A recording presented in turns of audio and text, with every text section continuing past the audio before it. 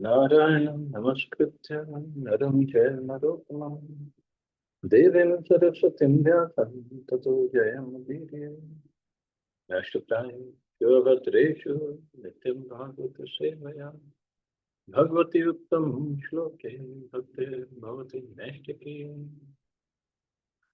So continuing with the discussion on Prabhupada Lilamrita by Srila Das Goswami, chapter 38, and Prabhupada is in Bombay, Juhu, and trying to develop that property.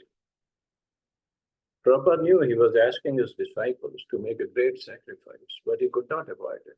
To preach Krishna consciousness, a devotee had to be prepared to tolerate many difficulties. And whatever difficulties he was asking his disciples to undertake, he was prepared to undertake to a much greater degree himself. On the one hand, he didn't think that living on the undeveloped Juhu property would be too difficult for his disciples, provided they maintained cleanliness and chanted Hare Krishna. Yet he knew that because they were Westerners, they would find it hard. So yes, it wasn't easy. A preacher nevertheless had to make sacrifices, not artificially or arbitrarily, but to expand the Krishna consciousness movement. Sometimes serving Krishna was pleasurable, sometimes difficult. In either case, a devotee had but to do the needful, acting as a menial servant of the spiritual master. And Prabhupada himself went through so much austerity, sacrifice. So now he's asking his disciples to do the same. Prabhupada counseled his Bombay disciples, impressing on them his vision for ISKCON Bombay. Although all of them were ready to follow his decision, some of them had been feeling doubtful and weak-hearted.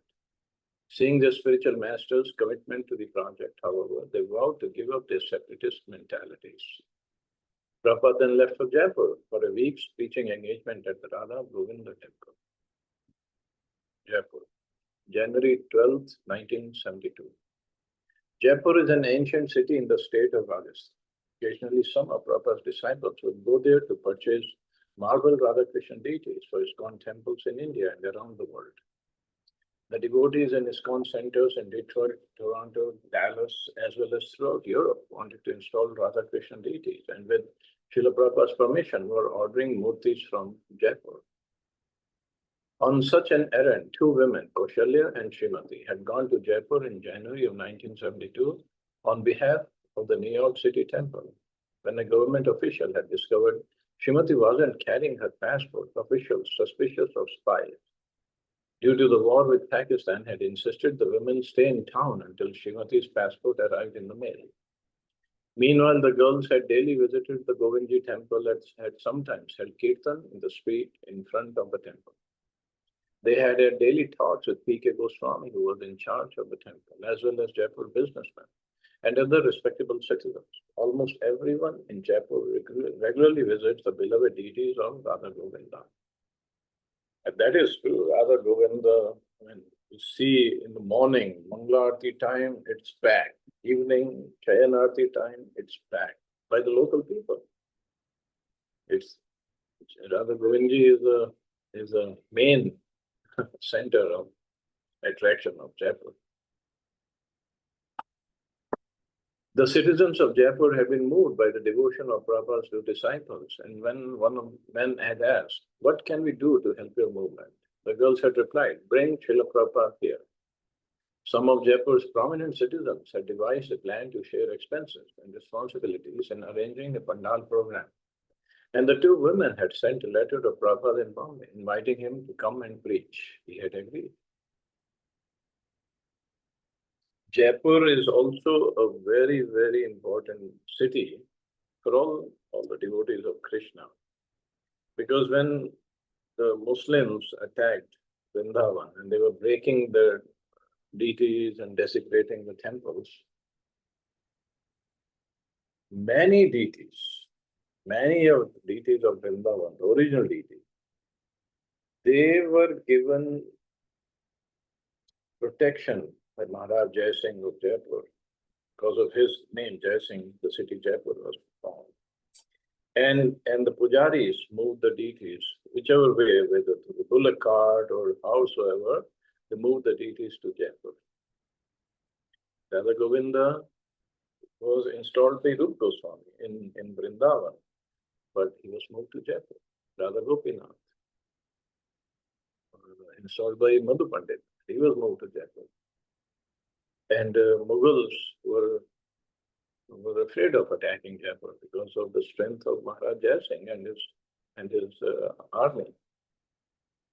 Madan Mohanji, installed by Sanatan Goswami, did not move to Jaipur, but he still moved to Rajasthan in Karoli, a place near Bharatpur, Karoli.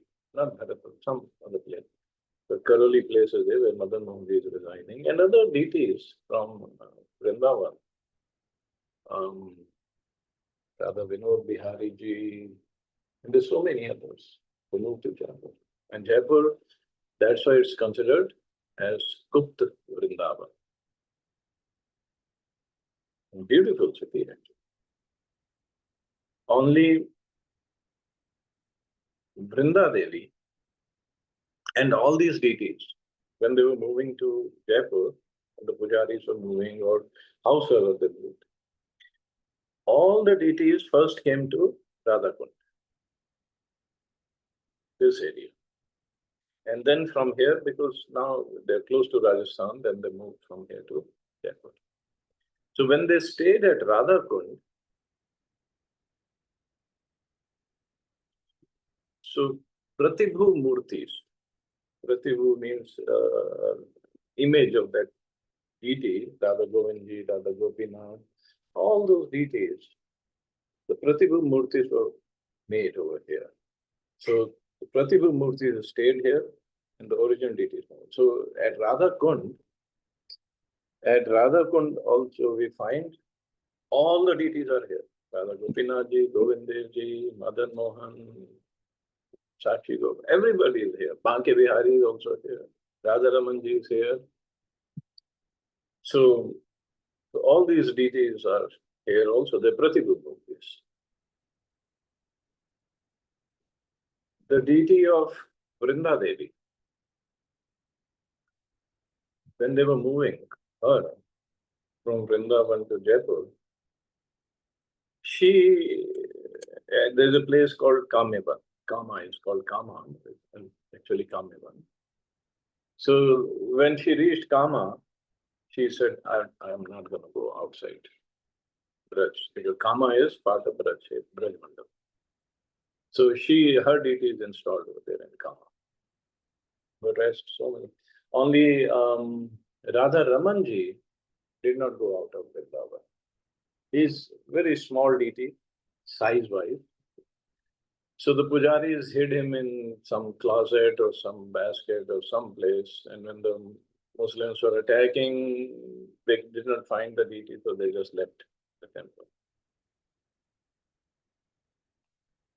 So Radha Ramanji stayed in Vrindavan, but many, many deities moved away. Now,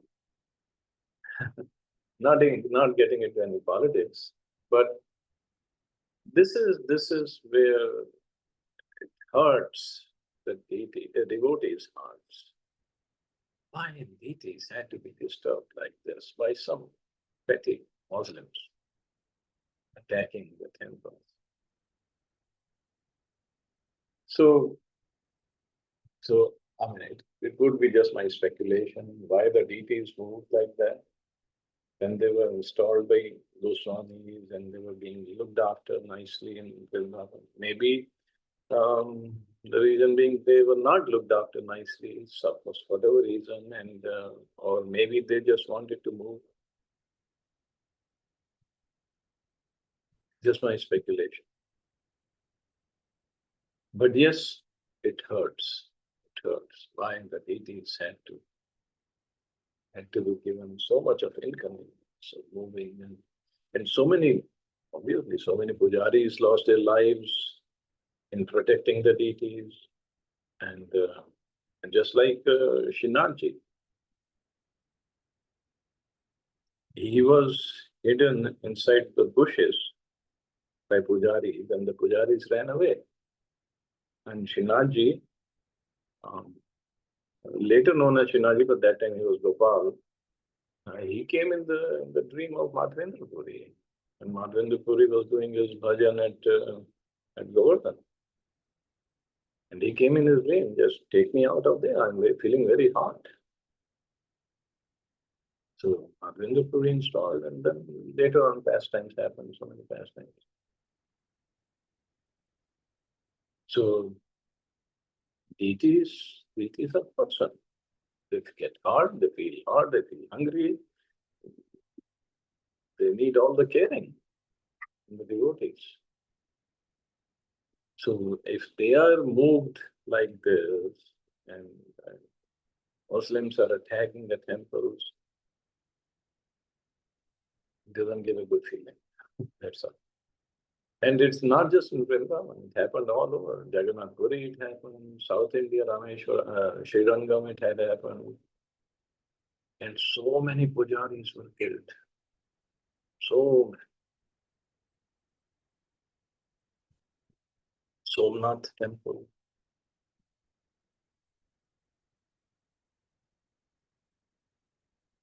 At Srila Prabhupada's request, devotees from Delhi and other Indian centers came to Jaipur to join him. Prabhupada took a small room within the Govindji temple compound, and his disciples moved into a nearby house. Prabhupada liked the location. The only disturbance was the many monkeys, large charcoal-faced monkeys with long curling tails. Climbing through the trees and across the rooftops, they would scamper down unexpectedly to steal whatever they could. The women cooking for Prabhupada were exasperated by the monkeys' bold forays to steal vegetables from the kitchen, even chapatis, right off the fire, and they complained to Srila Prabhupada. Neither be their friends nor their enemies, Prabhupada advised. If you make friends with them, they will simply be a nuisance. If you become their enemies, they'll become very vindictive. Just maintain a neutral position. So this is Prabhupada's advice, how to deal with the monkeys. And here at Radhagun, we have so many monkeys here. The monkeys, however, continue to raid the kitchen. Again, the cooks complained to Prabhupada. Yes, Prabhupada said, if you want to stop the monkeys, then this is what you must do. Purchase one bow and arrow and shoot a monkey on top of a tree with the arrow. And then when he falls down, take the monkey and hang him upside down by the legs of a branch of a tree. Next to him also you hang the bow and arrow. This will teach them. So yes, that's why the saying is, put the monkey on a stick. Then the other monkeys get scared and they don't come nearby. But obviously we're not supposed to kill the monkeys. Prabhupada knew that shooting monkeys was illegal in Jaipur, and he did not expect his disciples to actually shoot them. But he delivered the advice with a serious expression. Indirectly, he was advising them not to be so upset over a few monkeys. Prabhupada and his disciples immediately joined in the intense devotional atmosphere of Jaipur. Since the Radha Govinda temple was under the jurisdiction of Jaipur's royal family, to visit the deity daily was practically required for all citizens. Morning and evening, crowds of enthusiastic worshippers would come and go, worshipping the forms of Radha and Krishna on the altar. These were Rupa Goswami's original Radha Govinda deities from Vrindavan. Almost 500 years ago, when a Mughal ruler had attacked the Govindji temple in Vrindavan, the king of Jaipur had arranged for the deities to come to Jaipur. The worshippers at the Radha Govinda Mandir displayed spontaneous excitement in seeing the deities. They would come forward crying, Jai, Jai, Govinda, Govinda. And when the curtains were closing, the people would rush forward to catch a last glimpse of the divine forms. Srila Prabhupada avoided the large crowds before the deity, keeping to his schedule of rising early and translating the Bhagavatam. Speaking with Kaushalya and Srimati, Prabhupada praised them for having arranged a Jaipur Pandal program. You girls are carrying on Lord Chaitanya's movement so nicely, he said. Just see, even without husbands, you go on preaching. He said that the Western women were different from Indian women who simply stayed at home. Then Prabhupada discovered that his two women disciples had not actually done a thorough job. Although the Pandal program was to begin in 2 days, no one had arranged for the large tent to be erected. Prabhupada said it was not a woman's nature to do such organizational work. The women became morose to hear. When they showed him the flyer they had printed advertising the festival, Prabhupada became angry. It is not standard, he said. It did not say International Society for Krishna Consciousness, but only A.C. Bhaktivedanta Swami and his foreign disciples. What is this? Prabhupada shouted. What? Srila Prabhupada, Kaushalya asked. Foreign? Why do you say foreign? It must be American and European. That is what is attractive, that they are American and European, but you're just a woman. What can I expect? The two women began to cry, left the room. The Shyam Sundar's help, Kaushalya and Srimati had new corrected flyers printed and returned to tell Srila Prabhupada. But now his mood had changed completely. His anger was gone. He was soft. After all, these disciples had tried their best. In a disarming disclosure, he began to explain that to be a spiritual master was difficult. I chastise you, he said, but it's my duty. Disciple is related to discipline. So it is my duty to my disciples. Otherwise, I'm not upset with anyone. I simply do this to discipline you because you are my disciples. He consoled them, saying they were sincere and lacked expertise because of poor upbringing. The devotees present felt Srila Prabhupada was wonderfully expressing to them a bit of what he, as spiritual master, felt in training them. In a great last-minute endeavor, the devotees obtained the pandal and erected in time for Prabhupada to begin his program as advertised. On opening day, the devotees held a parade through the streets with Prabhupada riding in a palanquin, a large embroidered umbrella sheltering his head. Also in the procession were decorated elephants, brass bands, and devotees, Indian, American, European, performing kirtan. So, a wonderful procession was organized. Srila Prabhupada's first program was in the morning after the darshan of Govindji, so as to catch the huge morning crowd. People would come hurrying into the temple to see Radha Govindji and then proceed out into the large Hare Krishna Pandal beside the temple. On the opening morning, Prabhupada performed an Abhishek ceremony, bathing marble deities of Radha and Krishna. He named these deities, soon to be shipped to the ISKCON temple in New York, Radha Govinda. After one of Srila Prabhupada's disciples had performed a fire sacrifice, Prabhupada lectured to the crowd in Hindi. The schedule for the remaining days would be morning and evening lecture, kirtan, and prasadam distribution. The simple program, and the Prabhupada installed the deities rather than normally. I mean, how do we see deities are getting installed in Jaipur and they will be worshipped or later on moved to New York? You install the deities in a temple and they don't move from there. But Prabhupada, for preaching purposes, he did so many different. While preaching in Jaipur, Srila Prabhupada was simultaneously reflecting on and through letters to his disciples, acting on matters in many other parts of the world. Although he participated fully, giving 2 lectures a day, and although he constantly met and interacted with guests, friends, and devotees, he was also absorbed in thoughts of other places and concerns. He was conducting his movement on many fronts. Wherever he happened to be at present was his camp, just as a general makes camps in various places while conducting many battles in the overall effort of a war. His preaching in Jaipur, therefore, was only a small fraction of the scope of his worldwide mission. And that too, only through letters, handwritten letters. He was conducting the whole movement. No emails, no phone calls, no faxes, nothing, no WhatsApp, no Facebook, nothing, just through letters. And also, I mean, it's so mind-boggling. Now, Prabhupada is in Jaipur for a week. If somebody has to send a letter from America, how would he know, or how he must be coordinating? Where is Prabhupada? If I send a letter now, how long it will take to reach wherever Prabhupada is? I don't know how they coordinated all this. But they did. And Prabhupada was replying, managing the whole affairs through letters. From Jaipur, Prabhupada wrote his disciples in Calcutta, urging them in the development of Mayapur land. He wanted a grand opening ceremony by Lord Chaitanya's birthday in March. Unfortunately, the government was restricting foreigners from entering Nadia because of its proximity to Bangladesh. Please try very hard to get those permits. Prabhupada urged his men in Calcutta. As we must, we all assembled there for Lord Chaitanya's appearance day. Repeatedly, Prabhupada mentioned his concern over the government's restricting his men. Because that time, Bangladesh war was going on. Well, in January, it ended in December, but still, things were happening post-war. I do not think there will be difficulty if we just go there like the ordinary pilgrims and set up our camp there for Kirtan continuously. Anyone will see we are only serious devotees of Lord Chaitanya and not Pakistani spies. Prabhupada wrote ahead to his disciples in Nairobi, driving them onward with his blessing. Continue to work very hard for his pleasure, and all of you will go back to home, back to God.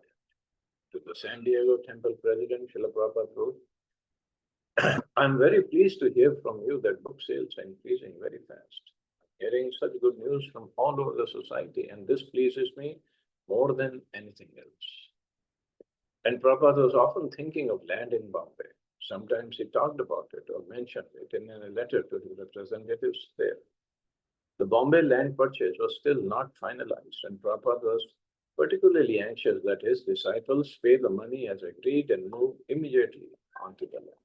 Because Prabhupada knew what kind of issues can happen if you don't take possession of the land. But the American and European disciples didn't have this kind of this idea that somebody could cheat them. Tamal Krishna was Srila Prabhupada's governing body commission secretary for India. Some of the devotees said that actually Prabhupada was the GBC secretary for India. Although he allowed his secretaries in other parts of the world to manage mostly on their own, and to make their own decisions, in India he would scrutinize even small matters and make most of the decisions himself. Still, he counted on Tamal Krishna as his trusted assistant in important dealings. He would send Tamal Krishna from one Indian center to another to help the local devotees with governmental, legal, organizational, or preaching problems. So Tamal Krishna Maharaj was like his right-hand man in India. In Bombay, just prior to coming to Jaipur, Tamal Krishna had asked Prabhupada's permission to take sannyas, the renounced order. Prabhupada had awarded sannyas to only a few men, and he had specified their duties as traveling and preaching. Taking sannyas, therefore, not only meant giving up wife and family, but also renouncing managerial posts. At the same time as Prabhupada had set up his governing body commission, he had also initiated several sannyasis purposefully, not appointing any of them, even though they were some of his most able men as GBC secretaries. The Grihasthas were to manage the temples as presidents and GBC secretaries, and the sannyasis were to travel and preach. Srila Prabhupada therefore had to carefully consider whether or not to give Tamal Krishna sannyas and thus lose his GBC secretary for India. So much of thinking of future, how the society would run in the future. Prabhupada made these arrangements. Of course, not all of them were followed later on, but that's a different story. But Prabhupada was thinking wonderful. On principle, Srila Prabhupada liked the idea of giving Tamal Krishna sannyas. If a young man was actually qualified to give up family life and use his intelligence and energy in preaching Krishna consciousness, then Prabhupada was always ready to encourage it. The world was in dire need of Krishna consciousness, and even hundreds of sannyasis would still not be enough. On these grounds, how could he not appreciate the request of one of his leading disciples to take sannyas? But first, he would test Tamal Krishna's determination.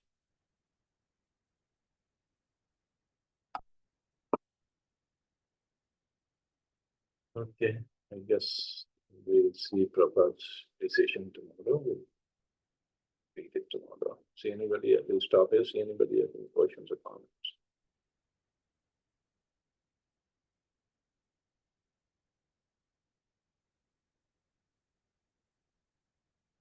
Okay, you all have a safe and wonderful day. Hare Krishna. Jai Shri Prabhupada.